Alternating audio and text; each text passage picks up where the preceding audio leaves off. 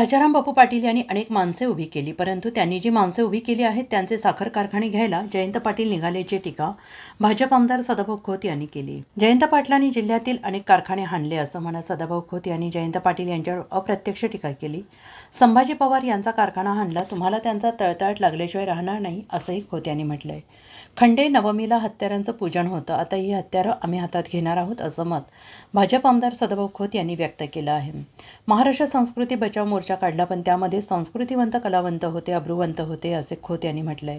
तसेच यावेळी खोतांनी जयंत पाटलांवर जोरदार टीका केली आहे. इस्लामपूरमध्ये आम्ही कृषी महाविद्यालय आणण्याचा प्रयत्न केला, ते रद्द करण्याचा प्रयत्न यांनी केला. दिलीप पाटील यांनी मला आणि माझ्या आईला शिव्या घातल्या. महाराष्ट्र संस्कृतीमध्ये मला शिव्या घातल्या. दिलीप पाटील यांनी मला माझ्या आईला शिव्या दिल्या, तेव्हा माझ्या बापानं 12 नांगराचा काळ काढला होता असं खोत यांनी म्हटलंय. प्रस्थापितांचे वार पाडायला देवाभाऊ यांचा जन्म झालेला आहे. सदाभाऊ खोत मंत्री झालेले, आमदार झालेले यांना चालत नाही. दिलीप पाटील म्हणतात याला आयता ससा घावला. माढा विधानसभा लढवली तेव्हा माझ्यासारख्या फाटक्या माणसाला 5 लाख मतं मिळाली. तुम्ही कधी जिल्हा परिषदेला उभं राहिले आहात का असा सवाल करत सदाभाऊ खोत यांनी दिलीप पाटील यांच्यावर जोरदार टीका केली आहे. आमच्या वाटेला गेला तर आम्ही तुमचं वारं उद्ध्वस्त केल्याशिवाय राहणार नाही. बावची फाट्यावर जयंत पाटील यांच्या गुंडांनी मला मारलं तेव्हा तुम्हाला वाईट वाटलं नाही का? तेव्हा संस्कृती कुठे गेली होती असा सवाल खोतांनी केला आहे. मला मारलं, माझी आई 3 तास राष्ट्रीय महामार्गावर बसून होती, तेव्हाही माझ्या आईने कधी चुकीचं बोललं नाही. माझ्या लेकरांना रक्त सांडलं असं ते म्हणाले. माझ्या आईला तुम्ही सभेतून शिव्या देता, तुम्ही आमच्या वाट्याला गेला तर आम्ही तुमचं वारं उद्ध्वस्त केल्याशिवाय राहणार नाही असा इशारा खोतांनी दिला आहे. जिल्हा बँकेच्या नोकर भरतीमध्ये दिलीप पाटील यांनी मोठा भ्रष्टाचार केलेला आहे, यावर प्रशासक नेमा असंही खोत यांनी म्हटलेलं आहे. राष्ट्रवादी हा पक्ष नाही तर तो लुटारांची आणि गुंडांची टोळी आहे. एका व्यक्तीने जिल्हा बँकेचा घोटाळा बाहेर काढला तर त्याच्यावर 50 कोटी नुकसान भरपाईचा दावा ठोकला आहे. त्यामुळे सांगली जिल्हा मध्यवर्ती बँकेची आता चौकशी झाली पाहिजे. राष्ट्रवादी हा पक्ष नाही तर तो लुटारांची आणि गुंडांची टोळी आहे अशी खोतांनी टीका केली आहे. मी उगाच आमदार झालो नाही, बारामतीला पाणी पाजून आलो आहे. देवाभाऊ हा प्रस्थापितांचा काळ आहे. निष्कलंक मुख्यमंत्री या राज्याला मिळालेला आहे, पण त्याचं आडनाव फडणवीस आहे. इथेच प्रॉब्लेम आहे. आम्ही सत्तेसाठी जन्माला आलो नाही. तुम्ही नेहमी गावगाड्यातील लोकांना पायाखाली ठेवलं म्हणून आम्ही जन्माला आलो. आमचं रक्त सांडलं तरी ज्या पक्षात जन्माला आलो ते पक्ष सौभाग्याचं लेणं असेल असं खोत यांनी म्हटलेलं आहे.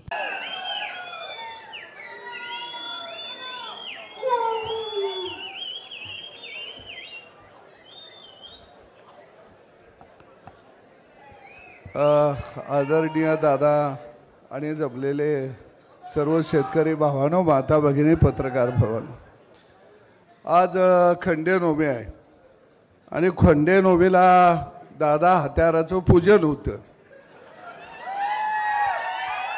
आणि आता ही पूजलेली हत्यारं आता आम्ही आड्याला बांधणार नाही. आता या हत्यारं आम्ही हातात घेणार आहे. मी पहिल्यांदा माझे सहकारी गोपीचंद पडळकर यांना वाढदिवसाच्या शुभेच्छा देतो. दादा, संस्कृती हा शब्द राष्ट्रवादीमुळं मला पहिल्यांदा कळला.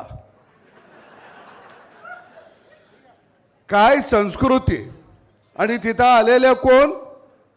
तिथं आलेले सगळे गुणवंत लोक होते, कलावंत होते, नकलावंत होते, त्याच्या पुढे जाऊन अब्रूवंत होते. किती महान लोक अख्ख्या राज्यातनं झाडून आलेले होते. पडळकरजी अभिनंदन. असलं गडी पहिल्यांदा जिल्ह्यानं बघितलं. दादा, तुमचं अभिनंदन. तुम्ही शांत संयमी व्यक्तिमत्व, तिसरा डोळा तुम्ही पहिल्यांदा उघडला म्हणून तुमचं अभिनंदन. राजाराम बापू हे आमचे आदर्श आहेत. मी बापूबरोबर काम केलंय. मी म्हटलं बी की बापूविषयी आमच्या मनामध्ये आदर आहे. पण सांगलीला जी सभा झाली ती जर सभा बघितली तर काय परिस्थिती होती? मी जयंत पाटलांना साधी गोष्ट विचारतो. आम्ही बापूवर काम केलंय. बापूनी माणसं कोण कोण उभा केली? पंडितराव जाधव, नानासाहेब सगरे, इकडं संभाजी अप्पा, प्राध्यापक शरद पाटील, अजितराव घोरपडे, अशी अनेक माणसं, व्यंकप्पा पत्की, किती माणसं उभा केली. आणि नुसती माणसं उभा केली नाही तर त्या माणसांना ताकद दिली. आणि तुम्ही किती महान काम केलं. तिकडं नानासाहेब सगरे, कवठे मंका सहकारी साखर कारखाना तुम्ही घ्यायला निघाला. अरे 60 एकर जमीन विकली, कर्ज भागतय. नाही, तो कारखाना मला पाहिजे. अरे जे संभाजी पवार राजाराम बापूंच्या बरोबर ज्यावेळी लढले, उभा राहिले, त्यावेळी सांगलीमध्ये अनेक वेळा अप्पांच्या वर जीव यांनी हल्ला झाला, अनेक वेळा झाला. त्या अप्पाने तुम्हाने बापू नंतर खांद्यावरनं सांगलीत आणलं. तुम्ही काय केलं? सूर्योदय हाणला. शिकवू नका. आणि म्हणून दादा, मला 2003 साली बावची फाट्यावरती जयंत पाटलाच्या गुंडांनी मारलं. अरे त्यावेळी तुम्हाला वाईट नाही वाटलं? त्यावेळी संस्कृती नव्हती. आणि दादा, दुसऱ्या दिवशी संपूर्ण जिल्हा रस्त्यावरती आला, सगळं भाजप रस्त्यावरती आलं, संभाजी अप्पा सगळी रस्त्यावरती आली, सांगली जिल्हा बंद पडला. दादा, माझी आई त्यावेळी पेट नाक्याला 20-25 बायका घेऊन रस्त्यावरती हायवेला उभा राहिली ती. मला प्रचंड मारलं. तर माझ्या आईनं 3 तास जयंत पाटलांना सांगतो, अरे दरबारात माणसं कसली ठेवली ती तुम्ही. 3 तास माझ्या आईनं रस्ता रोको केला. ज्यावेळी आईला पोलीस उठवायला गेले त्यावेळी आईनं सांगितलं, काळजाचा तुकडा इथं येत नाही तोपर्यंत मी उठत नाही. माझ्या आईनं डोक्यावर डांबरीवर डोका आपटला. माझी आई रक्ताबंबाळ झाली. 3 तासानं दादा पोलिसांनी मला तिथं नेलं. मी आंदोलनात होतो त्यावेळी दादा माझी आई उठून मला मिठी नाही मारली. माझ्या आईनं बापाच्या फडक्यात बांधून आणलेली भाकर सोडली आणि सदाभाऊच्या मुखात तो भाकरीचा तुकडा घातला. आणि पत्रकाराने विचारलं की आई, तुमच्या लेकराला मारलंय, तुमचं मत काय? त्यावेळी माझ्या आईनं दादा एवढं चांगलं उत्तर दिलं, माझ्या लेकराला कुणी मारलं त्याला मला शिव्या शाप द्यायचा नाही. माझ्या लेकरानं या काळ्या आईच्या उदरात रक्ताचं 2 थेंब सांडलं. माझं मन आबाळा एवढं मोठं झालंय, हिमालय एवढं मोठं झालं. अरे अशा आई, चांगलं बोललो मी, मला घोडा लावला. मग रात्री गोपीचंद बोललं, भारी वाटलं.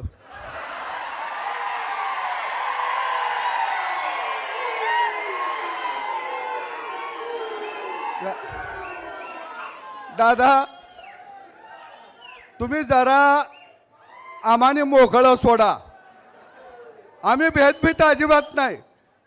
फक्त अरे देवाभाऊ, त्या सभेत काय बोलता तुम्ही? ताई बोलल्या, किती बोलता? का बोलता? कारण देवाभाऊ हा तुमचा कर्दन काळ आहे. अरे देवाभाऊ हा सर्वसामान्य माणसाचा नेता आहे. देवाभाऊ हा गावगाड्याचा नेता आहे. देवाभाऊ प्रस्थापितांचा कर्दन काळ आहे, तुम्हा लुटारूंचा कर्दन काळ आहे. म्हणून तुम्हाला देवाभाऊचा राग आहे. पण या सगळ्या लुटारूंना सांगतो, त्यानं कारखाना काढला नाही, सूतगिरण काढली नाही, मेडिकल कॉलेज काढलं नाही, त्याने कुणाचं जमिनी लाटल्या नाहीत. निष्कलंक मुख्यमंत्री या राज्याला मिळाला. पण दादा प्रॉब्लेम काय आहे माहिती आहे का? आडनाव फडणीस. प्रॉब्लेम इथं आहे. त्यांना फडणीस जाधव गरीब तुमच्यासारखा पाटील मराठा चालत नाही. ते म्हणते ते आम्ही जहागीरदार, आमच्या 7-12 आहे राजकारणाच्या पटलावर. अरे तुमचा 7-12 नाही, तुमची आता नावं इतर हकात सुद्धा राहिलेली नाहीत. ते सोडा. आणि म्हणून काय गडी मला दादा म्हणले त्या गोपीचंदला जरा आवरा की. मी म्हणलो कसा आवरायचा? अरे आम्ही सत्तेसाठी जन्माला आलो नाही. गावगाड्याला तुम्ही टाचाखाली ठेवलं, रयत समाज बहुजन समाजाला पायाखाली ठेवलं, म्हणून आमचा जन्म झाला. आणि म्हणून दादा मी तुमचं